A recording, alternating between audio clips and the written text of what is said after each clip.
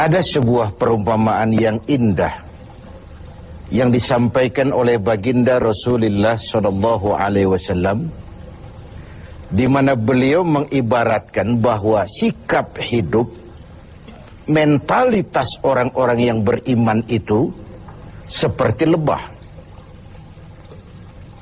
Sifat-sifat binatang biasanya kalau dinisbahkan kepada manusia sering berkonotasi negatif.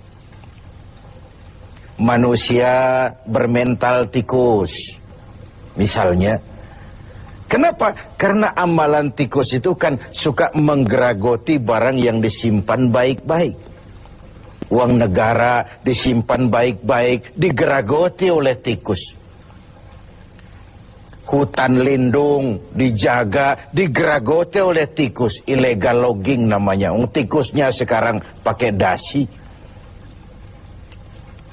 Manusia bermental kera, monyet. Apa kera itu? Tamak bin rakus alias serakah. Coba monyet kasih pisang, dimakan. Penuh mulutnya, kasih lagi tangannya yang nyepeng. Kasih lagi, kakinya pun bisa megang. Mulut penuh, tangan penuh, kaki megang. Teman sebelahnya dikasih pisang, masih dirampas juga. Manusia bermental monyet menjadi penghalang bagi tumbuhnya pemerataan. Sehingga sering terjadilah gunung ditimbun, sumur digali. Gunung yang sudah tinggi itu ditimbun, sumur yang sudah dalam itu pun masih digali lagi. Jadi sifat binatang kalau dinisbahkan kepada manusia sering berkonotasi negatif. Tapi kali ini Rasul mengibaratkan mentalitas seorang mukmin seperti lebah, tawon.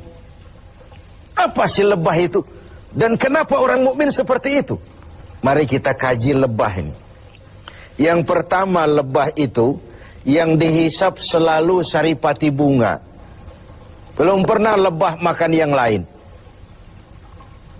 Belum pernah kita dengar ada lebah makan oncom, lebah makan tahu, lebah makan lempeyek. Belum pernah. Yang dihisap selalu saripati bunga. Ini potret. Orang beriman itu mentalitasnya selektif. Yang dimakan yang Allah ridha, yang diminum yang Allah ridha, yang dimakan yang Allah ridha. Selektif dia. Karena apa? Karena yang kita makan, yang kita minum akan masuk ke perut besar. Digiling oleh perut besar, melahirkan energi, menggerakkan sel-sel pembuluh saraf. Kalau itu dihasilkan dari makanan haram, kita akan cenderung berpikir yang haram juga. Gak ada maling mikirin majelis taklim. Yang dipikirin rumah siapa lagi nanti malam. Karena itu umat ini orang beriman selektif. Yang diminum yang Allah ridha, yang dimakan yang Allah ridha, yang dipakai pun yang Allah ridha. Itu mentalitas. Kita hidup di zaman di mana dunia makin mengglobal. Persaingan semakin tajam dan ketat. Tapi seiring dengan itu, kita makin banyak punya pilihan. Jangankan soal makan dan minum, soal ibadah saja, orang sudah banyak pilihan sekarang ini. Di depan rumahnya ada masjid. Dia sholat Jumat ke masjid lain yang lebih jauh. Dia mau bayar taksi. Waktu orang tanya, bung, depan rumahmu kan masjid, kenapa kau berongkos sholat ke tempat yang lebih jauh? Apa jawabnya? Saya sholat di sana merasa tambah ilmu, mas. Khutbahnya bagus, sholatnya khusyuk, imamnya bacaannya fasih. Masjid kita ini khutbahnya bahasa Arab, khotibnya aja nggak ngerti, apalagi saya. Ibadah pun orang sudah memilih. Begitulah kemudahan-kemudahan yang dihasilkan oleh ilmu dan teknologi menyebabkan kita mempunyai banyak pilihan. Karena itu dalam hal sandang, pangan, dan papan, filter harus kuat. Orang mukmin mentalitasnya tidak asal pakai, tidak asal makan, tidak asal minum, tapi ada frame. Allah ridho apa tidak? Yang diminum, yang Allah ridho. Yang dimakan, yang Allah ridho. Yang dipakai pun, yang Allah ridho. Itu mentalitas. yang dihisap selalu saripati bunga, yang dimakan makanan yang selektif, yang baik. Baik menurut siapa? Menurut Allah, bukan menurut kita. Kalau menurut kita kan relatif. Baik kata kita, belum tentu baik kata orang lain. Enak menurut kita, belum tentu enak juga menurut orang lain. Jadi barometernya itu yang baik adalah apa yang dikatakan baik oleh Allah. Yang tidak baik, apa yang dikatakan tidak baik oleh Allah. Ini yang pertama. Yang kedua, orang mukmin itu seperti lebah. Apa lebah itu? Yang dikeluarkan selalu madu. Yang dihisap saripati bunga, yang dikeluarkan madu. Yang masuk baik, yang keluar juga baik. Ucapannya baik, tingkah lakunya baik, perbuatannya baik, bahkan diamnya pun untuk sesuatu yang baik. Luar biasa contoh ini. Begitulah orang mukmin itu. Ucapannya, tingkah lakunya membawa manfaat bagi lingkungannya. Dan ini diperkuat dengan yang ketiga dari lebah. Apa lebah itu? Kemana dia hinggap tidak ada dahan yang patah. Perhatikan. Kemana saja dia terbang, di mana saja dia hinggap, tidak ada dahan yang patah. Kalau ini mentalitas seorang mukmin, artinya kemanapun dia pergi, dimanapun dia tinggal, pantang dia jadi biang kerok buat lingkungannya. Keutuhan kita sebagai bangsa masih rentan. Berbagai konflik belum sepenuhnya bisa teratasi. Entah yang berlatar belakang sara, etnis, agama, di Papua sana, di Poso sana, bahkan di kota-kota besar di berbagai daerah sering terjadi tawuran antar kampung. Untuk hal-hal yang sepele, untuk hal-hal yang remeh. Sehingga kita kehilangan pertimbangan. Seorang mukmin tidak beriman dianggap kalau tetangganya tidak pernah aman dari gangguan lidahnya atau gangguan tangannya. Wallahi la yu'min, la yu'min, la yu'min. Sampai 3 kali Rasul menyatakan, demi Allah, belum dinyatakan beriman. Belum beriman, belum beriman. Sampai tetanggamu aman dari gangguan lidahmu dan gangguan tanganmu. Begitulah kita ini. Orang mukmin dituntut menjadi manfaat bagi lingkungannya. Kemana dia hinggap, tidak ada dahan yang patah. Tapi yang keempat, lebah. Jangan coba-coba diusik. Jangan coba-coba diganggu. Kalau sekali kita diganggu dia, kemanapun kita pergi, insya Allah dikejar. Nyelam di air pun masih ditunggunya.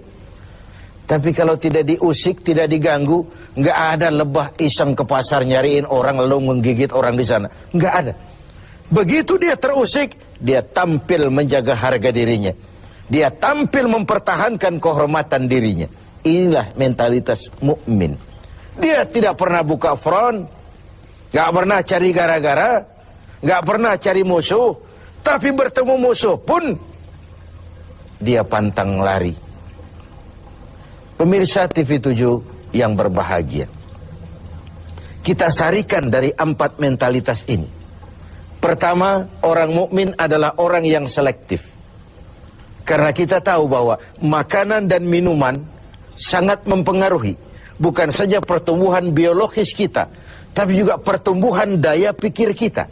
Karena begitu makanan dicerna oleh anggota tubuh kita, lalu ditransfer ke seluruh jaringan-jaringan tubuh, melahirkan energi yang menggerakkan sel-sel pembuluh saraf, maka dia akan cenderung kembali dari mana makanan dan minuman itu berasal. Kalau dia berasal dari barang yang haram, dia akan cenderung menggerakkan sel-sel pembuluh saraf untuk cenderung berpikir tentang yang haram juga. Akibatnya perbuatan pun akan mengarah kepada yang haram. Inilah Ramadan, di mana dari yang halal saja kita mengatur diri, menahan diri, konon lagi dari yang haram. Dari yang jelas halalnya kita kendalikan diri, kita atur, kita tata sedemikian rupa, konon lagi dari yang haram. Lalu yang kedua, seorang mukmin harus menjadi rahmah bagi lingkungannya. pantang dia jadi biang kerok bagi lingkungannya. Kita tahu bahwa ada 3 tujuan penjajahan itu. Pertama, ekspansi kekuasaan. Yang kedua, dominasi ekonomi. Dan yang ketiga, penetrasi kebudayaan. Dari yang pertama, kita sudah jelas bangsa yang merdeka. Tidak ada lagi kekuasaan asing yang mengatur kita, apalagi bercokol di tanah air tercinta ini. Tapi dari 2 yang terakhir, dominasi ekonomi dan penetrasi kebudayaan, kita harus masih berjuang keras untuk merdeka. Secara ekonomi, kita masih bergantung kepada bantuan asing. Lalu bermanis-manis kita anggaplah itu sebagai pelengkap. Tapi akhirnya jadi penentu. Jadi beban yang memberatkan. Bukan saja kita, tapi anak cucu kita di belakang kemudian hari nanti. Dari segi penetrasi kebudayaan, yang nampak saja, food, fan, fashion, anak-anak kita habis dijajan. Food, makanan. Anak-anak kita tidak bangga lagi dengan produk bangsa kita sendiri. Food, belum lagi fashion. Disinilah kita harus punya filter yang kuat dalam dunia yang makin mengglobal, di mana kita berhadapan dengan sekian banyak pilihan.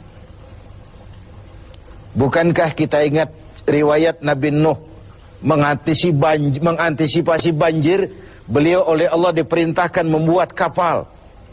Seperti itulah kita sekarang ini. Mungkin sebagian kita menghadapi banjir lumpur di Sidoarjo sana. Tapi yang tidak, kita tetap menghadapi fase-fase banjir itu. Entah banjir maksiat dan munkarat, entah banjirnya peradaban dan kebudayaan yang menghancurkan moral anak-anak kita. Menghadapi banjir seperti itu, bersikaplah seperti Nabi Nuh terhadap umatnya dan Nabi Nuh terhadap putranya sendiri. Apa yang terjadi? Kan'an putra Nabi Nuh tidak ikut naik ke kapal, tapi kumpul di darat bersama orang-orang kafir. Sebagai orang yang punya tanggung jawab, Nabi Nuh memanggil putranya untuk ikut naik ke kapal, jangan sampai hanyut ditelan banjir. Begitulah kita harus menyelamatkan anak-anak kita, naik kapal iman, naik kapal kebersamaan, naik kapal keselamatan, agar tidak dihantam oleh banjir.